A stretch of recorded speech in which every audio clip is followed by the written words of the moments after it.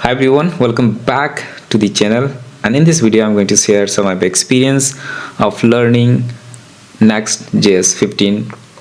Previously I was using Next.js 12 and I was working on the pages router, but the current version is app router, the latest version is app router, and there is a lot of changes in the app router. When you are switching from pages router to app router, you are going to face a lot of issues.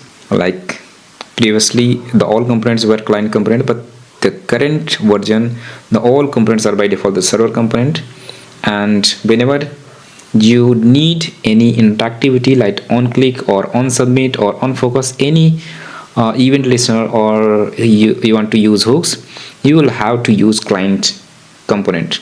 You cannot use all these things in server component, and even you cannot use the style component inside the server component. You will have to make that particular component as client component, then only you can use these all things in that component. And recently I was developing and MERN application. Basically I was using Next.js 15, the app router, and Node.js, MongoDB. And in this video I'm going to share my experience, that what I have learned here and what the project structure is, and what the feature I have implemented in this, like authentication using access token and refresh token, how I implemented the Google login authentication system, and the dashboard, how I implemented that dashboard, what are the logic behind protecting route, and how to use middleware in the Next.js to protect routes, and how to create routes in Node.js and make the authenticated route. Like you want to make your route secure, that only logged in user can access those routes, or any particular user role can access those routes. So let's just explore and let's take a demo of my current application what I have developed right now. So let's see. So here is the quick demo of my MERN application. This is the home page, and there is a header, search bar, ebook list, wait, ebook list, and there is a nice footer in the bottom. And let's just begin with the beginning. Here is my dashboard. I am just logging out this. Here you can see the login, where I can either log in with username and password, and even I can log in with the Google as well. And here you can see this is automatically accessing my current logged in account, and this is suggesting to log in with the current account. Here I'm being logged in to the username and password, and there is a nice loader as well. And here I'm landing to the dashboard, and here you can see the profile. I can update the profile as well, or add my new ebooks. There's a nice loader as well, because in the Next.js 15 there is server component. You can just stream your stream. You can use streaming your components.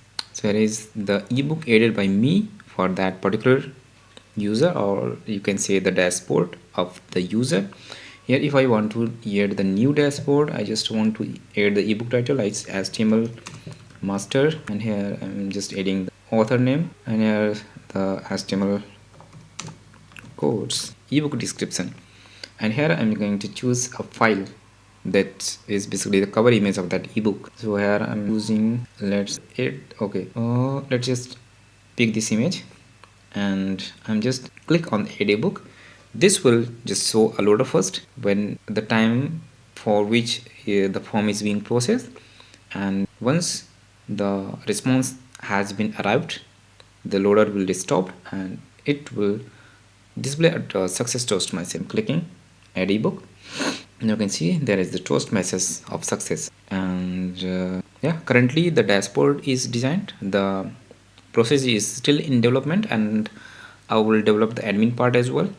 And here in the dashboard part also, the user needs to buy the ebook.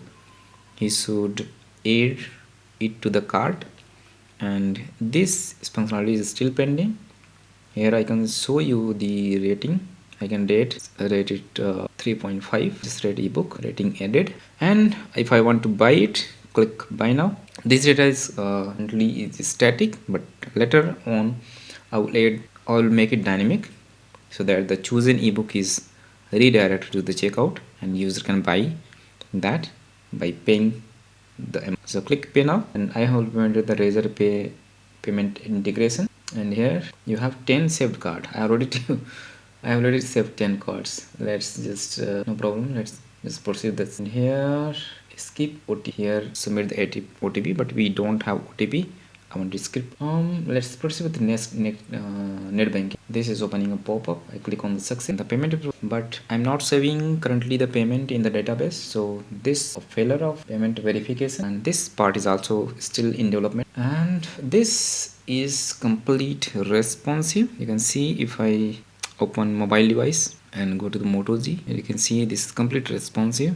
Click on this icon, go to the dashboard. Here I can log out as well, or I can go to my ebooks, or I can update my profile. Let's say I want to update my profile. Let's say I want to remove this. So for that, what I will do, update profile, I will click or just add a new image here.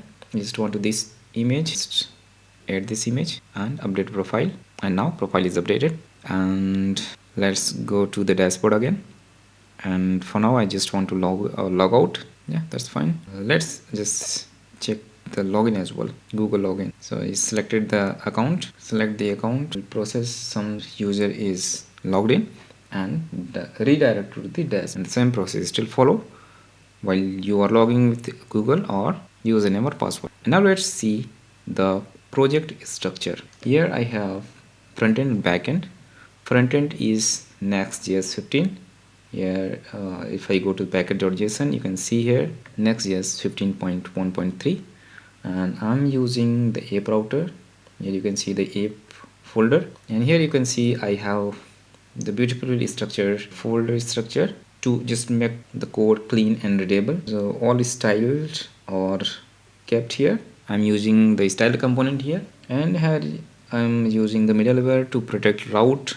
Here I'm checking the access and refresh token. If access token or refresh token is not available, I'm redirecting the user to the login page. If the token is available, I'm redirecting to the, I'm just forwarding that request to be proceeded. Okay, and here is the matcher. If you want any specific routes to match to run this middle only on those routes, then you can define those routes here. And let's now just see the backend part. Here on the backend part, I'm using Node.js and MongoDB for the database, and hosted it on Wordcell. On the SRC, if I go, here you can see the app is, the all files is configured properly so that everything is isolated. Here this file consists only the app part or app configuration. In the database, there is only the database connection code, and in the index file I'm just adding a config, and password is deprecated because I have not using right now, because I was facing some problems, so I discarded this and just started using another package. Let me show you the package name. I'm using the package name here. This is Google Passport, not Passport. This was okay. I have to take pull. Okay, got it. Let's go to the backend. Take pull. Oh, system seems slow. Let's hit git pull. The latest pull is not going to take pull because the repository is not. Let's go to the backend. CD back tab autocomplete backend. Hit enter, and now take git pull to fetch the latest pull, because I have the two laptops, so sometimes I work on that another system and push from that system and forget to take pull on this system. That's why currently I'm behind of that changes, so I just want to take pull. And now this is updated. Here you can see I'm using which library. It's not JSON. No, it's not coming. Okay, let's just explore other. Okay, here I have I'm using a solid principle to isolate the logics. So I'm using the three logics like routes, controller, and services. Here if I go to the routes, in the auth route we have controllers. You can see the register route, login route, logout route, the refresh token route, and Google login route. And there is the middleware of authenticate, because if there is an authenticated route which I want to authenticate first. Then I just pass this authenticate middleware as an middleware into that route. Like if I show the here, you can see here, not here in the ebook, here I have just passed the authentic, and I'm using the multer to upload, so I'm passing the second middleware as well for the load, for the uploading the file like cover image. And the user, in the user I have two routes, to getting user and to updating the user. Database, I'm using the MongoDB. URL is coming from config, and there are some helping tools like DB filter. I have just created a dynamic helper function to filter the database, like for pagination or some particular queries, like based on the params. Here I just created a create cookie utility function, so that I just call this function and create this cookie, create cookie. Basically I have just create two cookies on login, so I just call the function, pass the request and response and tokens, and just call this function.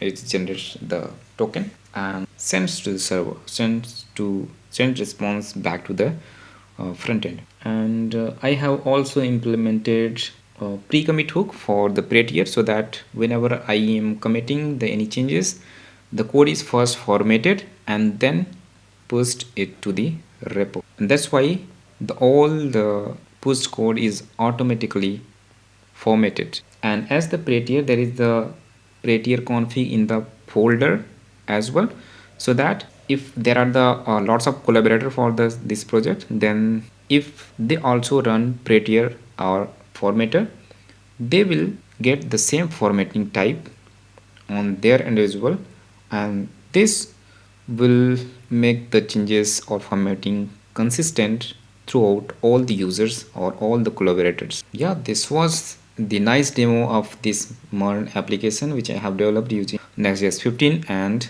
Node. Later on I will first complete this project, and I will just create tutorial as well for this full stack application on this channel.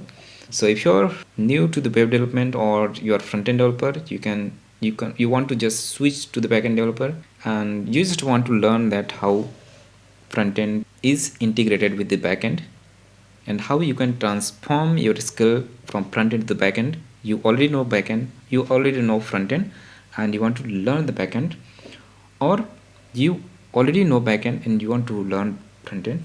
Everything you will get to know here in this project tutorial later, which I am going to put in upcoming months. So if you are new on this channel, please subscribe this channel. You have a lot of learn, you will get a lot of learn, you will get a lot of things to learn here. Yeah, thanks for watching.